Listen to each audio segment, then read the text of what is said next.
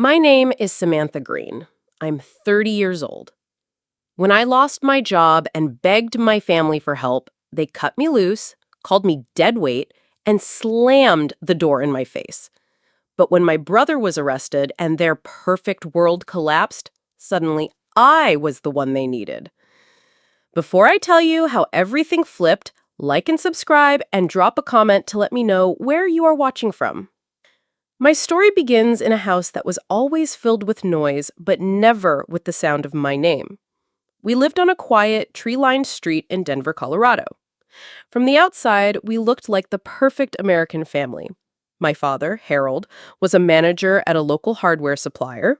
My mother, Linda, was a homemaker who prided herself on her garden and her son. And that son was Ryan, my older brother. He was the sun, and the rest of us were just planets orbiting him, reflecting his light. From the moment he was born, Ryan was a star. He was loud, charming, and fearless. He had bright blue eyes and a smile that made people forgive him for anything, and they always did. I was the opposite. I was quiet, observant, and cautious. I had my father's steady brown eyes and a nature that preferred books to baseballs. In our family, that made me an afterthought. I remember my 10th birthday vividly. All I wanted was a chocolate cake with pink frosting roses and a new set of watercolor paints. I'd been talking about it for weeks. The day arrived, and my mother had made the cake exactly as I'd asked. A few of my friends from school came over. For about an hour, I was the center of attention. I was just about to open my presents when Ryan, who was 12, came running into the backyard. He was holding his arm at a strange angle. "Mom! Dad! I think I broke it!" he yelled, his face twisted in pain. Instantly, everything stopped. My party, my birthday, my moment, it all vanished. My parents rushed to his side, his face a mask of concern. My mother was already grabbing the car keys. My friends stood around awkwardly as my parents fussed over Ryan, their voices a flurry of panicked whispers. They didn't even say goodbye to my guests. They just loaded Ryan into the car and sped off to the emergency room, leaving me standing in the backyard next to a pile of unopened presents and a half-eaten cake. It turned out his arm was just sprained. He'd fallen off his bike trying to do a trick. When they got home hours later, Ryan was milking it for all it was worth, wearing a sling and a brave little smirk. My father ruffled his hair and said, "That's my tough guy." My mother made him his favorite dinner. My birthday was completely forgotten. Later that night, I went into the kitchen to get a glass of water and heard my brother laughing with his friend on the phone. "Yeah, it barely even hurts, but I got out of cleaning the garage and Mom's making me cookies." He hadn't stolen my day by accident. He had done it on purpose. And the worst part was, it worked. My parents never noticed. This pattern repeated itself throughout our lives. When I brought home a report card with straight A's, my mother would pin it to the fridge with a nod and say, "That's nice, dear." But when Ryan managed to pull a C+ up from a D in history, my dad would order pizza for the whole family to celebrate. "See, Samantha," he'd say, clapping Ryan on the back, "that's what real effort looks like. Your brother never gives up."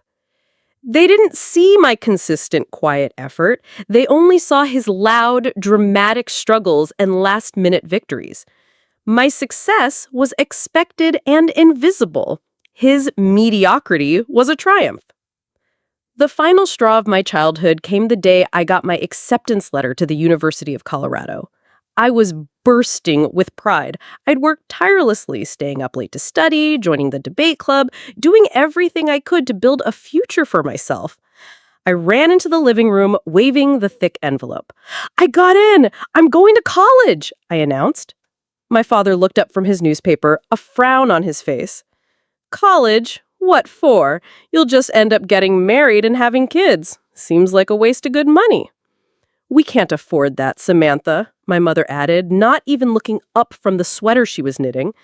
"Besides, Ryan needs a new car to get to his job at the dealership. He can't keep driving that old thing." Their words were like a physical blow. They weren't just dismissing my achievement, they were telling me that my future was less important than my brother's convenience. They saw a university education for me as a frivolous expense, but a new car for him as a necessity. That night, I locked myself in my room and filled out financial aid and student loan applications with tears blurring my vision. I felt a profound sense of loneliness. I was in a house full of people, but I was completely on my own. I got the loans, I won a small scholarship, and I promised myself that one day I would build a life so stable and so successful that I would never, ever have to ask them for a single thing. I kept that promise for a long time. I went to college and worked 3 jobs to stay there. I was a waitress at a greasy diner, a stalker at the campus library, and I cleaned dorm rooms on weekends. I was perpetually exhausted, fueled by cheap coffee and sheer determination. When I finally graduated with a degree in business administration and a specialization in human resources, I felt like I had conquered a mountain. I moved into a small but clean apartment and landed a good job at a mid-sized tech company in Denver. For the first time in my life, I felt secure. I had my own space, my own income, my own life. I kept my distance from my family. We spoke on holidays and birthdays, our conversations polite but shallow. They never asked about my work, and I never offered details. It was easier that way. In their eyes, Ryan was the real success story. He had worked his way up to being the top salesman at the car dealership, was always driving a flashy new demo car, and told grand stories about the big deals he was closing. My quiet, steady corporate job couldn't compete with that. I was okay with that. I wasn't trying to compete anymore. I was just trying to be free. Then, the floor fell out from under me. The tech industry hit a rough patch. Our company, which had seemed so stable, announced a major restructuring. My entire department was eliminated. I was called into a sterile conference room on a Friday afternoon, handed a thin folder with my severance details, and told to have my desk cleared out by 5 o'clock. I walked out of that building in a daze, carrying a cardboard box with a potted plant, a few books, and a coffee mug. I thought I would find another job quickly. I was wrong. The market was flooded with people just like me. I sent out hundreds of resumes. I tailored cover letters. I networked until I was sick of the sound of my own voice. Weeks turned into months. My severance package ran out. My savings dwindled, eaten away by rent, bills, and groceries. Soon I was counting loose change to buy a loaf of bread. The first eviction notice felt like a public shaming. The bright orange paper taped to my door screamed my failure to the entire world. I took it down, my hands shaking, and knew I was out of options. That's when I made the phone call I had sworn I would never make. I dialed my mother's number, my heart pounding with a mixture of dread and humiliation. "Mom?" I said, my voice barely a whisper. "It's me." "Samantha, we were just talking about you. Ryan just won a sales competition. He gets a trip to Hawaii. Isn't that wonderful?" I closed my eyes. Of course. "That's great, Mom," I managed to say. "Listen, the reason I'm calling is I'm in a really tough spot. I lost my job a few months ago, and I haven't been able to find anything. I'm about to be evicted." The line went silent. The breeziness was gone. I could picture her face, the cheerful smile replaced by a tight, annoyed frown. "I just need a little help," I pressed on, my voice cracking. "A small loan, just to cover my rent for a month or two, until I can get back on my feet. I swear I'll pay back every penny with interest." A long, weary sigh traveled through the phone. It was the sound of a mother burdened by her disappointing child. "Samantha, we can't keep bailing you out. You're 30 years old. You need to grow up and learn to stand on your own 2 feet." The accusation stung. Bailing me out? I had never, not once, asked for their financial help. I had paid for my entire education, I had bought my own car, I had furnished my own apartment. This was the first time, the only time. I could hear Ryan's booming voice in the background. "What's up with Sammy?" he must have asked. I heard my mother mutter a short explanation.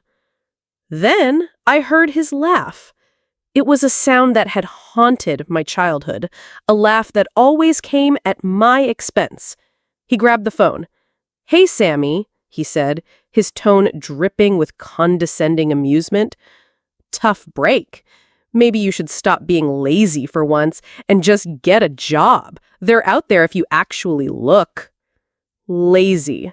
That one word shattered what little composure I had left. The sleepless nights I'd spent working and studying, the endless hours I'd spent applying for jobs, facing rejection after rejection, the shame of watching my bank account drain to zero. And he called me lazy? Tears pricked my eyes, hot and sharp. I couldn't speak. "We can't help you, Samantha," my mother said, taking the phone back. Her voice was final. "It's for your own good. This will teach you to be more responsible." The line went dead. I stood there in my silent apartment, the hum of the refrigerator the only sound. They hadn't just said no. They had judged me, shamed me, and dismissed me. They had called me a lazy, irresponsible child. I was evicted a week later. A kind friend from college, Sarah, let me sleep on her couch. I crammed my life into a few boxes and stored them in her dusty garage. Every morning, I'd wake up before she and her boyfriend did, folding my blanket neatly, trying to make myself as small and invisible as possible. I spent my days at the public library, using their free internet to continue my hopeless job search. At night, I would lie on that lumpy couch, staring at the unfamiliar shadows on the ceiling, and cry silent tears of humiliation. I felt like a ghost. I had lost my job, my home, my independence, and the last shred of hope that my family might actually care about me. I was at rock bottom, and there was no one to catch me. After a few weeks of this, I decided to try one last time, just one more. Maybe my dad would be different. Maybe without my mother and Ryan there, he would show some compassion. I called him during his lunch break, praying I would get him alone. "Dad?" I said, my voice weak. "Samantha," he replied, his tone clipped and professional, as if I were a business associate he didn't have time for. "Dad, please," I begged, abandoning all pride. "I'm sleeping on a friend's couch. I have nothing left. I'm skipping meals to save money. I just need a little help to get by." There was a pause. I heard the crinkle of a sandwich wrapper. "Listen," he said, and his voice was colder than I had ever heard it. It was completely devoid of emotion. "We told you. We can't carry you anymore. We have Ryan to think about." We have Ryan to think about. Those 6 words echoed in the empty space where my heart used to be. They had their successful son, the one who won trips to Hawaii, to think about. They couldn't be burdened with their failure of a daughter.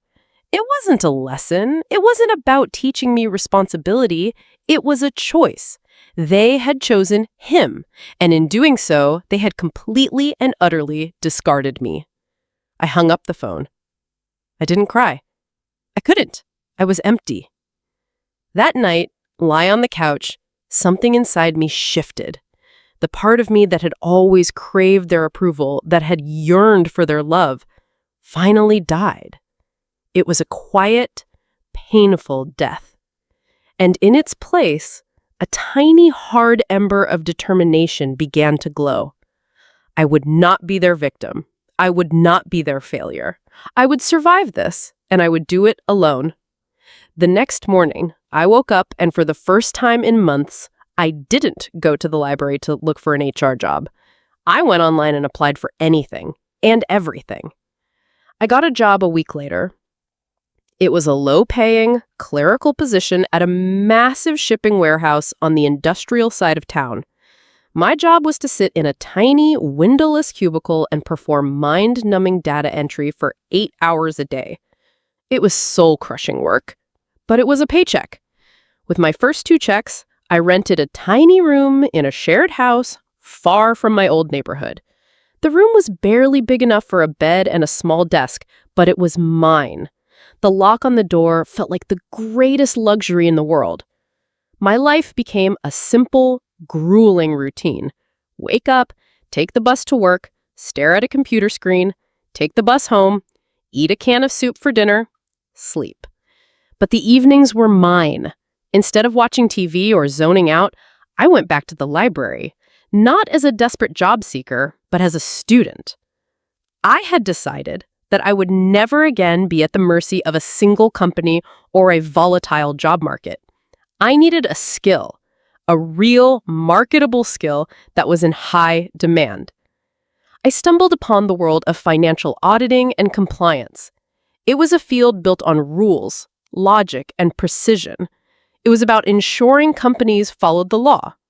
It was about finding the truth in a sea of numbers. It resonated with the part of me that was orderly and craved justice. So, I studied. Every single night, I sat in a quiet corner of the library with a stack of borrowed textbooks. I taught myself accounting principles, regulatory laws, and auditing techniques. I watched free online courses taught by university professors. I filled notebooks with meticulous notes. My brain, which had felt foggy with depression for so long, started to feel sharp again. It was the hardest thing I had ever done. My eyes burned from staring at text. My body ached with exhaustion. There were nights I'd fall asleep at my desk and wake up with a page stuck to my cheek. But every time I felt like giving up, I would hear my dad's voice in my head. "We have Ryan to think about." That memory was fuel. It was a cold, sharp-edged motivation that never faded. I was not just building a future. I was building a fortress. After a year of this relentless pace, I saved enough money to take the certification exam for a certified fraud examiner. I walked into the testing center feeling a strange mix of terror and calm. For hours, I answered questions, my mind focused and clear. A few weeks later, an email arrived. I opened it with trembling hands. I had passed. I sat in my tiny room and cried, but this time the tears were not of sorrow or shame. They were tears of relief and pride. I had done it. Me. Alone. I celebrated by buying a single perfect cupcake from a fancy bakery and eating it slowly, savoring every bite. It was the taste of victory. That certification changed everything. It was a key that unlocked a new door. I quit the data entry job and got an entry-level position as a junior compliance analyst at a small investment firm. The pay was better. The work was challenging. For the first time, I felt like I was part of a professional world that valued my brain. Slowly, brick by painstaking brick, I built my new life. I earned another certification, then another. I was promoted to compliance officer. I was known for my sharp eye and my unwavering integrity. I moved out of the rented room and into my own one-bedroom apartment in a nice, safe building. I bought furniture that wasn't secondhand. I took a vacation to the mountains, just because I could. During these years, the silence from my family was absolute. They never called. I never called. It was as if we lived on different planets. I saw glimpses of their life on social media through mutual friends. There was Ryan, always smiling, standing next to a new sports car or on a boat.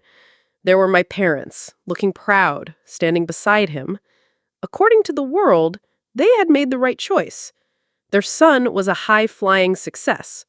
I was just the quiet daughter who had faded into the background. I was fine with that. Their world held nothing for me anymore. My life was calm, orderly, and most importantly, it was mine.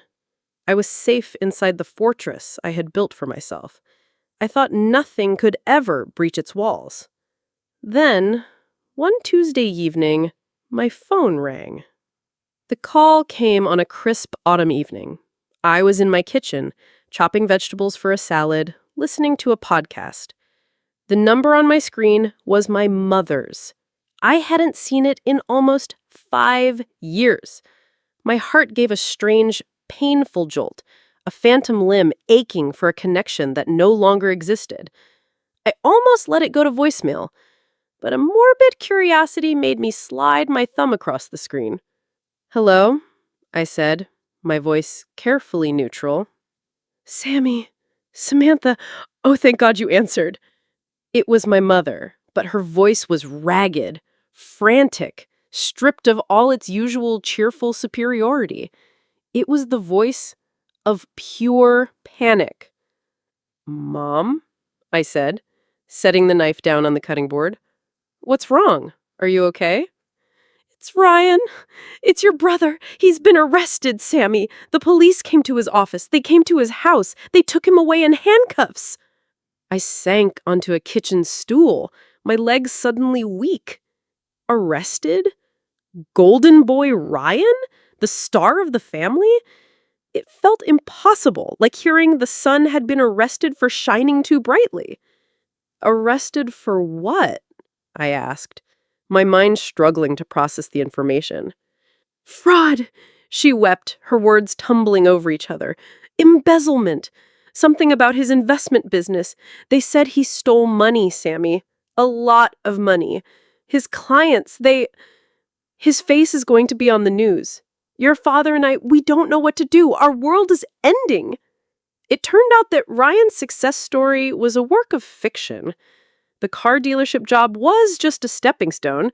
He had left it years ago to start his own investment firm. He used his charm and my parents' social connections to attract clients, mostly retirees and friends of the family who trusted him. He promised them huge returns on exclusive real estate deals. But the deals were fake. The projects didn't exist. He was running a classic Ponzi scheme, using new investors' money to pay off the old ones, all while siphoning off huge amounts for himself. The new sports cars, the fancy vacations, the expensive dinners, it was all paid for with stolen money. And now the house of cards had collapsed. Their perfect son wasn't a success. He was a criminal. Suddenly, my phone, which had been silent from them for years, began to burn with their desperation. They called me day and night. They left long, rambling voicemails filled with tears and pleas. "You work in finance now, Sammy," my mother's voice pleaded from my voicemail one morning. "You understand all this legal stuff. You can help him. You can find a loophole, a mistake they made. Please, Sammy, you have to fix this. He's your brother." "Samantha, this is your father," said another message, his voice strained and shaky. "Your mother is a wreck. We need you. We need your help to navigate this. You owe it to your family." Owe it to my family.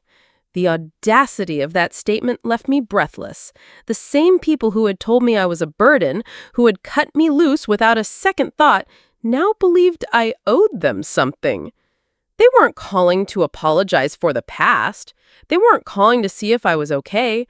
They were calling because their world was on fire and they saw me as a fire extinguisher. My skills, the very skills I had been forced to acquire because of their neglect, were now their only hope. The final, most desperate call came from my father late one night. "Sammy, please," he whispered, his voice broken. I could hear the echo of a man who had lost everything. "We were wrong, okay? We know we were wrong about everything. We're so sorry. But he's our son, your brother. If you don't help us, Ryan's life is over. They're talking about years in prison. Years." I listened to it all in a state of cold detachment. The emotional, needy girl who would have crumbled under their pleas was long gone. In her place was a woman who saw the situation for what it was. A transaction. They had something they wanted from me. My expertise, my time, my effort. And what were they offering in return? A history of neglect and a crisis that was not my own. After 3 days of the relentless calls, I made up my mind. I sent my father a short, simple text message. I will meet you tomorrow, 10 a.m., at the Central Police Precinct. I drove to the station the next morning, my hand steady on the steering wheel. I wasn't nervous. I wasn't angry. I felt calm, resolved. I walked into the cold, sterile building that smelled of bleach and despair. My parents were huddled together on a hard plastic bench, looking small and old. My mother's face was puffy and pale, her eyes red-rimmed. My father looked like he had aged 10 years in 3 days. When they saw me, they practically ran to me. My mother grabbed my arm, her fingers digging into my coat. "Oh, Sammy, thank you for coming," she sobbed. "We're so sorry, Samantha," said my father, his voice thick with emotion. "For everything. We should have been there for you." The apology hung in the air between us, thin and transparent. It was an apology born of desperation, not genuine remorse. An apology they were only giving because they needed me. I gently removed my mother's hand from my arm. "Where's the paperwork?" I asked, my voice cool and professional. "I want to see the case file." My father, looking relieved that I was taking charge, handed me a thick folder. I took it, found an empty bench away from them, and began to read. For the next half hour, I was no longer their daughter. I was a compliance officer reviewing a case. And the case was damning. It was all there, laid out in meticulous detail, forged documents, falsified bank statements, a clear and undeniable trail of deceit. Ryan hadn't just made a mistake. He had orchestrated a calculated, predatory scheme against people who trusted him. He had stolen the life savings of elderly couples. He had betrayed friends. As I read, any lingering shred of familial pity I might have felt for him evaporated, replaced by a cold, hard certainty. This wasn't a tragedy. This was a reckoning. My parents watched my face, their own faces etched with desperate, pathetic hope. They saw my focus and mistook it for strategy. They thought I was there to search for a defense, a weakness in the prosecution's case. They thought I was there to save them. Finally, I closed the folder. The sharp snap of the cover echoed in the quiet waiting area. I stood up and walked back over to them. "Well," my father asked, his voice trembling with anticipation, "is there anything you can do? A lawyer you can recommend? A strategy?" I looked at my mother, her tear-streaked face pleading with me. I looked at my father, his eyes begging for a miracle from the daughter he had once written off. I took a deep breath, the sterile air filling my lungs. "There's nothing I can do," I said. My voice was quiet, even, and devoid of emotion. He made his choices. The silence that followed was heavier than any words I could have spoken. I watched the hope drain from their faces, replaced by a slow, creeping wave of disbelief, then shock, and finally a dawning, horrified understanding. They were realizing, for the very first time, that I was not going to fix this. I was not going to clean up Ryan's mess. I was not their dutiful daughter, rushing in to save the day. My father's face turned red with anger. "What do you mean you can't do anything?" he sputtered. "After everything we've done for you?" The question was so absurd, so completely detached from our reality, that a small, cold smile touched my lips. I looked him directly in the eye. "Everything you've done for me?" I repeated, my voice still quiet. "You did nothing. You turned your back on me when I was about to be homeless. You called me a lazy burden. The life I have, the skills you're begging me to use, I built all of it myself. Not just without your help, but because of your cruelty. That was my motivation." My silence and my calm, factual statements were more powerful than shouting ever could have been. They finally saw me. Not as the second-place child or the family failure, but as a stranger, a woman who had been forged in a fire they had set and who had walked out of it made of something stronger than they could comprehend. They finally understood that their golden son was broken and their forgotten daughter was unbreakable. I didn't stay to watch them crumble. I simply turned and walked away. I walked out of the police station, out into the bright, cold sunlight, and I did not look back. In the end, I chose peace, not revenge. I didn't participate in the investigation or the trial. I didn't interview to the press, who had a field day with the story of the charismatic local boy turned con artist. I simply recused myself from the situation entirely. I did not help my brother, but I did not actively hurt him either. I left him to the consequences of his actions. Ryan was convicted on multiple counts of fraud and embezzlement. He was sentenced to 7 years in a federal prison. His name was disgraced. The money was gone. My parents had to sell their home to help pay for his legal fees and some of the restitution owed to his victims. Their perfect world hadn't just collapsed, it had been pulverized.